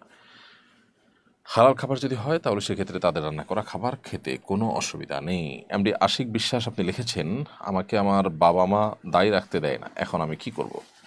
ভাই আশিক, আপনার বাবা মা যদি দায়ী রাখতে নিষেধ করেন তাহলে তাদের সেই নিষেধাজ্ঞা মানাটা আপনার জন্য জরুরি নয়, সেটি মানতে আপনি বাধ্য নন। কারণ বাবা মা যতক্ষণ পর্যন্ত ন্যায়সঙ্গত আদেশ করবে সন্তান ততক্ষণ পর্যন্ত বাবা মা নির্দেশ শুনতে বাধ্য। অন্যায় কোনো নির্দেশ করলে সেই নির্দেশ তিনি মানতে বাধ্য নন। দায়ী রাখা যেহেতু ওয়াজিব, একটি ওয়াজিব তরক করতে বাবা মা নির্দেশ করছেন, তাদের সেই নির্দেশ মানতে আপনি বাধ্য নন। এরপর সাদমান সাদিক আপনি লিখেছেন, বারবার ইস্তেখারা করার পরেও ফলাফল বুঝতে পারছেন, এক্ষেত্রে করণীয় কি? বারবার ইস্তেখারা করার পরও আপনি ফলাফল কীভাবে বুঝতে পারছেন না? ইস্তেখারা ফলাফলটা কিভাবে আমরা পাবো? এটা নিয়ে আমাদের অনেকের মধ্যে ধোঁয়াশা আছে, অনেকের মধ্যে ভুল ধারণা আছে। আমরা মনে করি যে ইস্তেখারার ফলাফল পাওয়ার জন্য বোধহয় আমাদেরকে স্বপ্নে দেখতে হয়। স্বপ্নে দেখা আসলে কোনো জরুরি কোনো বিষয় নয় যে স্বপ্নে দেখলেই আমরা শুধুমাত্র ফলাফল পেয়েছি আমরা ধরতে পারবো। স্বপ্নে দেখা ছাড়াও কিন্তু ফলাফল পাওয়া যেতে পারে। আর সেটা এভাবে যে কোনো বিষয় যখন আপনি ইস্তেখারা করবেন, সে বিষয়ে ইস্তেখারা মানে হলো আল্লাহ সুবহানাহু ওয়া তাআলার কাছে কল্যাণের দোয়া করা, কল্যাণ প্রার্থনা করা। সেটা আপনি করছেন। সেটা করতে করতে যদি একটা পর্যায়ে কোনো একটা ডিসিশন আপনার নেওয়া হয়ে যায় তাহলে বুঝতে পারেন যে সেটাই আপনার ইস্তেখারার ফসল। আর যদি কোনো ডিসিশন মানে নেগেটিভ ডিসিশনও হয় তাহলে সেক্ষেত্রে সেটা বুঝবেন ইস্তেখারার ফসল। অথবা আপনি আপনার জায়গা থেকে চেষ্টা অব্যাহত রাখবেন ফলাফল আসার, এবং সেটা পজিটিভ হতে পারে, নেগেটিভ হতে পারে। সেটাকে আপনি কোনো অবস্থাতে খারাপ হিসাবে দেখবেন না, কারণ ফলাফল যেটাই আসুক সেটাই মনে করবেন আল্লাহর পক্ষ থেকে কল্যাণকর, যদি আপনি শর্ত মেনে সুন্দরভাবে যথাযথভাবে ইস্তেখারা করে থাকেন। ইস্তেখারার জন্য আমরা অনেকে স্বপ্নে দেখাটাকে জরুরি মনে করি। স্বপ্নে বিশেষ কোনো ইন্ডিকেট না পাওয়ার আগ পর্যন্ত আমরা মনে করি যে বোধহয় ইস্তেখারার ফলাফল আমরা পাইনি। এটা ভুল ধারণা। মূলত স্বপ্নে দেখা, তারপরে স্বপ্নে দেখে তারপরে ডিসিশন পাওয়া, এটা কোনো আবশ্যক বিষয় নয় আমাদের ইয়ের জন্য,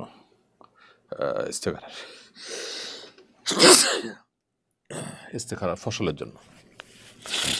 আলহামদুলিল্লাহ। এরপর এমডি খোকন আপনি লিখেছে, আমি দুবাই থাকি, অনেক সময় মসজিদের ভেতর জায়গা না পেয়ে বাইরে নামাজ পড়তে হয়। কখনো কখনো মেয়েরা অর্ধলঙ্গ অবস্থায় চোখের সামনে দিয়ে যায়, নামাজরত অবস্থায় নজরে পড়ে যায়, এতে নামাজ হবে কিনা? আল্লাহ তাআলা মাফ করুন, মুসলিম দেশে ওই ধরনের নোংরা দৃশ্য আমাদেরকে দেখতে হয়, এটি দুর্ভাগ্য আমাদের জন্য। তো বাইরে যদি আপনি নামাজ পড়েন তাহলে সেক্ষেত্রে এরকম দৃশ্য চোখে পড়বে সেরকম আশঙ্কা তৈরি হলে আপনি প্রয়োজনে চোখ বন্ধ করে রাখবেন। তারপরেও আপনি চেষ্টা করবেন নিজেকে সেভ করার। এই ধরনের দৃশ্য দেখা থেকে আল্লাহ তাআলা আপনাকে হেফাজত করুন, এবং আমরা দোয়া করি যে ঈমান আমল আমাদের নিরাপদে থাকুক, এবং এ ধরনের গুনাহের যে পরিবেশ আছে সে সমস্ত পরিবেশ থেকে আমরা যেন বেঁচে থাকতে পারি। আল্লাহ তাআলা আমাদেরকে সেই তৌফিক দান করুন। এরপর এমডি সাদিকুল আপনি লিখেছেন, নিজে ড্রাইভিং লাইসেন্স করতে গেলে অনেক সমস্যায় পড়তে হয়। অত অবস্থা দালাল ধরে ড্রাইভিং লাইসেন্স করা যাবে কিনা? দালাল যদি এজন্য ধরেন যে তিনি আপনাকে কাজগুলো সহযোগিতা করবেন, হেল্প করবেন, কাগজপত্র ঠিক করে দিবেন, ফর্ম ফিল আপটা ঠিক মতো করে দিবেন, যেগুলো হয়তো আপনার জানা নেই কাগজগুলো দেখে নেবেন, যেটা হয়তো আপনার নিজে করতে গেলে ভুলভাল হয়ে যেতে পারে। তো সেই হিসাবে তাদেরকে কনসালটেন্ট হিসাবে যদি নিয়োগ দেন এবং তিনি সব করে দিলেন, তার বিনিময়ে তাকে দিনে সেটা জায়েজ আছে। কিন্তু অবৈধভাবে কোনো সুবিধা পাওয়ার জন্য তাকে যদি টাকা দেন এবং তিনি যদি ঘুষ ঘাস দিয়ে এটি করে দেন, তাহলে সেটা সম্পূর্ণ নাজায়েজ এবং গুনাহ হবে আপনার জন্য। এরপর এমডি মাজহারুল ইসলাম আপনি লিখেছেন, আমি একজন বক্তার আলোচনায় শুনেছি যারা নামাজ পড়ে না তাদের সালাম দেওয়া যাবে না, কথাটা কতটুকু গ্রহণযোগ্য জানাবেন? না, এটা কোনো গ্রহণযোগ্য কথা নয়। যারা নামাজ পড়েন না তাদেরকে সালাম দেওয়া যাবে না, এটা সঠিক কোনো কথা নয়। নামাজ না পড়লেও যদি তিনি মুসলমান হয়ে থাকেন আপনি তাকে নামাজ সালাম দিতে পারেন। হ্যাঁ, এটা তাদের মতে সঠিক যাদের মতে নামাজ না পড়লে মানুষ মুসলমান থাকে না। অনেক উলামা ইকরাম সেটি বলেন। যেহেতু মুসলমানই থাকে না সেহেতু তাকে সালাম দেওয়া যাবে না। ওই দৃষ্টিভঙ্গি থেকে এটি ঠিক আছে, এটা তাদের মত। তবে বাংলাদেশের বেশিরভাগ মানুষই যেহেতু হানাফি থট ফলো করেন, হানাফি উলামা ইকরাম এবং অন্যান্য ইমামদের মতে এটি নামাজ তরককারী ব্যক্তি যদি নামাজ তরক করছেন কিন্তু তার মধ্যে অপরাধ বোধ কাজ করে, তিনি নিজেকে মুসলমান হিসাবে দাবি করেন, তাহলে সে ব্যক্তি মুসলমান থাকে বিধায় তাকে সালাম দিবেন। এমডি মাহবুবুর রহমান আপনি লিখেছেন, 5 মাসে মেয়ে বাচ্চার পেশাব লাগলে কি গোসল করে পবিত্র হয়ে নামাজ পড়তে হবে নাকি কাপড় চেঞ্জ করে চলবে? যেই কাপড়ে লেগেছে, কাপড়ের যে অংশে লেগেছে শুধু ওই অংশ ধুয়ে ফেললে নামাজ পড়া যাবে। শরীরে লেগে থাকলে শরীরের সংশ্লিষ্ট অংশ যেখানে লেগেছে সেটুকু ধুয়ে নিলেই আপনি নামাজ পড়তে পারবেন। মুরসালিন ইসলাম লিখেছেন, আমি মালয়েশিয়ায় থাকি, এখানকার মসজিদের ভেতর বিভিন্ন মানুষের ছবি থাকে, এর বিধান কি? ভাই মুরসালিন ইসলাম, মসজিদের ভেতরে ছবি রাখার যে কালচারটা তাদের ওখানে আছে, শরিয়া দৃষ্টিকোণ থেকে এটা আসলে প্রশংসনীয় কোনো বিষয় নয়। তো হানাফি উলামা ইকরাম, হানাফি মাযহাবের উলামা ইকরাম মতে এটা জায়েজ নয়। সেখানে উলামা ইকরামের দৃষ্টিভঙ্গি কি আমি জানি না, তারা হয়তো এটাকে জায়েজ মনে করেন সেজন্যই রাখেন। তো হানাফি মাযহাবের উলামা ইকরাম এ ধরনের ছবি থাকলে সেখানে নামাজ পড়াটাকে মাকরুহ মনে করেন। যেহেতু আপনারা সেখানে যারা আছেন তাদের আর কোনো ভিন্ন উপায় নেই, সেহেতু আপনারা ওখানে নামাজ পড়বেন, নামাজ হয়ে যাবে ইনশাআল্লাহ। আর যদি আপনারা এমন কোনো মসজিদ থাকে যেখানে এরকম কোনো প্রাণীর ছবি থাকে না, তাহলে সেখানে নামাজ পড়ার চেষ্টা করবেন যদি এরকম কোনো সুযোগ থাকে। রোমানা ইসলাম জানভি এটি থেকে আপনি লিখেছেন, কোরআন ছুঁয়ে ওয়াদা করার পর তা ভঙ্গ করতে হলে করণীয় কি? সাধারণত ওয়াদা করতে হবে আল্লাহর নামে, কিন্তু যেই শপথ বা যেই আপনার ওয়াদা সেটা আল্লাহর নামে সরাসরি না করে অন্যভাবে করা হলো, সেটা আল্লাহর নামে ওয়াদার হিসাবেই গণ্য হয়। সেটাও শপথ হিসাবে শরিয়ার দৃষ্টিকোণ থেকে শপথ হিসাবে গণ্য হয়। সেরকম শপথ যদি আপনি ভঙ্গ করেন তাহলে সেক্ষেত্রে শপথের কাফারা দিয়ে দিবেন, অর্থাৎ 10 জন মিসকিনকে খাদ্য দিবেন অথবা নিজে 3টি রোজা রাখবেন। ইনশাআল্লাহ এতে আপনার শপথ ভঙ্গের কাফারা আদায় করা হবে। এস এম শাহ এআইডি থেকে আপনি লিখেছেন, আমি নৌবাহিনীতে চাকরি করি, আমার বাবা আমার নাম রেখেছেন শাহান শাহ, এ নাম কি পরিবর্তন করতে হবে? শাহেন শাহ মানে আসলে বাদশাদের বাদশাহ, রূপক অর্থে বলা হয় এগুলো নামের মধ্যে, যার কারণে এই নাম পরিবর্তন করাটাকে আবশ্যক মনে করছি না। এরপরে মুহতাসিম রহমান আপনি লিখেছেন, একটি অনলাইন একাডেমির কোর্সের দাম 12,000 টাকা। আমরা 6 বন্ধু 2,000 টাকা করে দিয়ে শেয়ারিংয়ের মাধ্যমে কেনার পরিকল্পনা করছি। সবাই মিলে ওই কোর্সটি ব্যবহার করলে তাকে বৈধ হবে? এই কোর্স ব্যবহারের ক্ষেত্রে তাদের কোনো শর্ত নীতিমালা কি আছে না আছে আমি জানি না। যদি কোনো বিধিনিষেধ তাদের পক্ষ থেকে এটা না থাকে তাহলে সেক্ষেত্রে এটি আপনার জন্য নাজায়েজ হওয়ার কোনো কারণ নেই। লিয়া আখতার আপনি লিখেছেন, আমার স্বামী মারা গেছেন আজ 26 দিন, আমার ছোট ভাইয়ের বউয়ের বাচ্চা হবে, আমি কি যেতে পারবো? আপনার যেহেতু স্বামী মারা গেছে মাত্র 26 দিন হলো, অতএব আপনি 4 মাস 10 দিন পর্যন্ত নিজ অবস্থানে থাকবেন, বাহিরে একান্ত নিরুপায় না হলে যাবেন না। আপনার ছোটো ভাইয়ের বাচ্চা হবে, অন্যরা যারা আছেন তারা তার টেক কেয়ার করবেন, তারা দেখবেন, আপনি এখান থেকে দোয়া করবেন এবং ইদ্যতের সময়টা আপনি অপেক্ষা করবেন। তানজিম তানহা আপনি লিখেছেন, আমার চোখের উপর ব্রু পাতলা হওয়ায় কাজল দিয়ে ব্রু আর্ট করলে গুনাহ হবে কিনা? আপনার চোখের উপরে ব্রু যদি পাতলা হয়, অতিরিক্ত পাতলা যদি হয়, তাহলে সেক্ষেত্রে কাজল দিয়ে আপনি কাজল ব্যবহার করতে পারেন। কিন্তু ব্রু আর্ট করা বলতে আপনি কি বোঝাতে চান আমি ঠিক পরিষ্কার না। সেখানে যদি আলাদা কোনো আবরণ তৈরি হয় তাহলে তো উজু হওয়ার ব্যাপার, গোসল হওয়ার ব্যাপার থাকবে। আর যদি কোনো আলাদা আবরণ তৈরি না হয় তাহলে তো কোনো অসুবিধা নেই। জান্নাতুল ফেরদৌস মেরি আপনি লিখেছেন, ফ্লোরে নামাজ না পড়ে কাঠের নামাজখানা বানিয়ে সেখানে নামাজ পড়লে নামাজ হবে কিনা, এটা জায়েজ আছে কিনা? ফ্লোরে নামাজ না পড়ে কাঠের কোনো চৌকি ইত্যাদি বানিয়ে সেখানে নামাজ পড়লে নামাজ হতে পারে, কোনো অসুবিধা নেই। কিন্তু শরীরের দৃষ্টিকোণ থেকে এটা কোনো জরুরি বিষয় না। অনেকে হয়তো ময়লা আবর্জনা থেকে রক্ষা করার জন্য আলাদা করে ছোট চৌকি বানায় নিতেন, এক সময় ছিল এগুলো। তো সেরকম থাকলে অসুবিধা নেই, নামাজ হয়ে যাবে, তবে জরুরি না সেটা। এমডি আসাদুল আপনি লিখেছেন এআইডি থেকে, আমি ইন্ডিয়া থেকে দেখছি, আমি জানতে চাই শার্ট পরে নামাজ পড়লে নামাজ হবে কি না। জি, শার্ট পরে নামাজ পড়লে নামাজ হয়ে যাবে, তবে চেষ্টা করা উচিত শুধু শার্ট নয়, মাথা থেকে পা পর্যন্ত যে পোশাক আমরা নামাজে পড়বো সেটা যেন সুন্দর হয়। অন্যান্য সম্ভ্রান্ত মানুষদের কাছে গুরুত্বপূর্ণ মজলিসে যেতে যে সমস্ত পোশাক পরতে আমাদের ইতস্তত হয় না, সে ধরনের পোশাক যেন আমাদের পরনে থাকে। কারণ আল্লাহ রাব্বুল আলামিন কোরআনে কারিমে বলেছেন, ইয়া বানি আদম খুযু যিনাতাকুম ইনদা কুল্লি মসজিদ, হে আদম সন্তান তোমরা প্রত্যেক সালাতের সময় সুন্দর পোশাক পরিধান করো। অতএব আমাদের পোশাক যেন সুন্দর থাকে সেই জিনিসটা আমরা চেষ্টা করব। স্যান্ডো গেঞ্জি পরে বা এমন কিছু পরে আমরা নামাজ পড়লাম যেটা পরে আসলে আমরা কোনো গুরুত্বপূর্ণ জায়গায় যাব না, তো সেটা আল্লাহর শানে বেয়াদবি হয়, নামাজের শানে বেয়াদবি হয়, সেটা না করা উচিত। বাকি শার্ট পরে নামাজ পড়ে নামাজ হয়ে যাবে। মোহাইমিন আহমদ আপনি লিখেছেন, যদি কোনো কাপড়ে মেসি রোনালদোর নাম থাকে সে কাপড় দিয়ে কি নামাজ হবে কিনা? প্রথমত এটি একজন মুসলমানের গায়রত বা তার যে ইমানি আত্মসম্মান আছে তার পরিপন্থী, সেজন্য এরকমটি হওয়া উচিত না। আর দ্বিতীয়ত হলো, আপনার পোশাকে এরকম লেখা থাকলে, বিশেষ করে পেছনে থাকলে, আপনার পেছনে থাকা মুসল্লিদের নামাজের মনোযোগ নষ্ট করবে। নামাজের যে ভারত্ব আছে, নামাজের যে গাম্ভীর্য আছে, এ ধরনের পোশাক তার সাথে যায় না। আল্লাহ সুবহানাহু ওয়া তাআলা বলেছেন, ইয়া বানি আদম খুযু যিনাতাকুম ইনদা কুল্লি মসজিদ, হে আদম সন্তান তোমরা প্রত্যেক নামাজের সময় সুন্দর পোশাক পরিধান করো। এ ধরনের পোশাক যেটার মধ্যে ছেলেমি আছে, যেটার মধ্যে হেঁয়ালিপনা আছে, জাস্ট খেলা, নামই খেলা যার, সে জিনিসটা আছে, নামাজের মতো সিরিয়াস ইস্যুতে সেরকমটি থাকা উচিত নয়। তবে নামাজ হয়ে যাবে, ব্যাপারটা এরকম না যে নামাজ হবে না। নুসরাত জাহান নওরিন আপনি লিখেছেন, আমি 3 মাসের গর্ভবতী, আমি রাতে ঘুমানোর পর খারাপ স্বপ্ন দেখি, এর কারণ কি এবং আমার করণীয় কি? নুসরাত জাহান, খারাপ স্বপ্ন নানা কারণে মানুষ দেখতে পারে। প্রথমত অনেক সময় এরকম হয় যে আমরা খারাপ স্বপ্ন দেখি হলো শুধুমাত্র আমাদের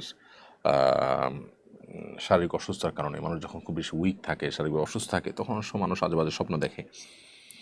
আবার অনেক সময় দেখা যায় যে শয়তান, দুষ্ট জিন এর উপদ্রব হওয়ার মতো কাজকাম বাসায় থাকলে বা বাসায় হলে বা নিজেরা করলে, তখন সেটার কারণে মানুষ খারাপ স্বপ্ন দেখে। তো বিশেষ করে গর্ভবতী মায়েরা শারীরিকভাবে দুর্বল থাকেন, অনেক সময় অসুস্থ থাকেন এবং দুশ্চিন্তা থাকেন, এরকম সময় আজেবাজে স্বপ্ন দেখাটা স্বাভাবিক নয়।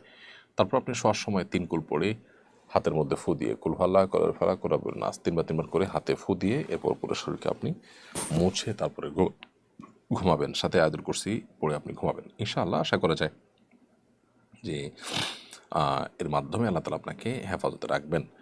আমিনুল ইসলাম আপনি লিখেছেন, আমার অনেক খারাপ চিন্তা আসে, দূর করার কোনো আমল আছে কিনা? ভাই আমিনুল ইসলাম, মনের মধ্যে খারাপ চিন্তা যদি আসে তাহলে সেক্ষেত্রে খারাপ চিন্তাটার ধরন কি, ধাঁচ কি? খারাপ জিনিস দেখলে খারাপ চিন্তা আসে, তাহলে খারাপ জিনিস দেখা বন্ধ করতে হবে। অনেক সময় খারাপ চিন্তা বলতে জাস্ট অহেতুক দুশ্চিন্তা আসে, ইমানদার তখন আল্লাহর উপর তাওয়াক্কুল বাড়াতে হবে। ইমানদার কখনো আল্লাহর উপর ভরসা হারাতে পারে না। আর খারাপ চিন্তা বলতে যদি আল্লাহ সম্পর্কে বাজে চিন্তা আসে তাহলে বাম দিকে থুতু নিক্ষেপ করে আমানতু বিল্লাহি ওয়া রাসূলিহি পড়বেন এবং এটাকে ইগনোর করবেন। এ ধরনের চিন্তা শয়তান আনয়ন করে, এরকম চিন্তা আসা মানে হলো শয়তান উপস্থিত হয়ে গেছে, এখন আল্লাহর কাছে আপনি পানা চাইবেন, ইনশাআল্লাহ আল্লাহ তাআলা হেফাজত করবেন। এরপর এমডি আফনান হোসাইন আপনি লিখেছেন, ইমামতি অবস্থায় ইমামের ওযু চলে গেলে করণীয় কি? ইমামতি অবস্থায় যদি ইমাম সাহেবের ওযু চলে যায় তিনি ওই অবস্থায় নামাজ ছেড়ে দিতে হবে, কারণ বিনা ওযুতে অপবিত্র অবস্থায় নামাজ পড়ে নামাজ হবে না। নবী করিম সাল্লাল্লাহু আলাইহি ওয়াসাল্লাম বলেছেন, লা তুকবালু সালাতুন মিন গায়রি তাহুরিন, পবিত্রতা অর্জন করা ছাড়া নামাজ পড়লে সে নামাজ হবে না কবুল আল্লাহ সুবহানাহু ওয়া তাআলার কাছে। সো ইমামতি অবস্থায় যদি ওযু ছুটে যায় আপনি সে অবস্থায় নামাজ ছেড়ে চলে যাবেন এবং আপনার জায়গায় অন্য কোনো ব্যক্তি যিনি পিছনে আছেন তাকে আপনি রেখে যাবেন, অর্থাৎ পেছন থেকে তার হাত ধরে টেনে ইমামতিতে দিবেন, দিয়ে আপনি যে উজু করে তারপরে পেছনে মুক্তাদি হিসাবে বাকি নামাজ পেলে জয়েন করবেন। আর যদি নামাজ শেষ হয়ে যায় তাহলে আপনার যে 1-2 রাকাত ছুটেছে উজুর পরবর্তী যে নামাজগুলো সেগুলো আপনি নিজে নিজে পড়ে নেবেন। এমডি মিনহাজউদ্দিন আপনি লিখেছেন, আমাদের দেশে শহীদদের স্মরণে মোমবাতি জ্বালিয়ে দিবস পালিত হয়, তা শিরকে পরিণত হবে কিনা? আল্লাহর জন্য কেউ যদি নিজের জীবন বিলিয়ে থাকেন তাকে শহীদ হিসাবে আমরা গণ্য করতে পারি, আল্লাহর কাছে আশা করতে পারি।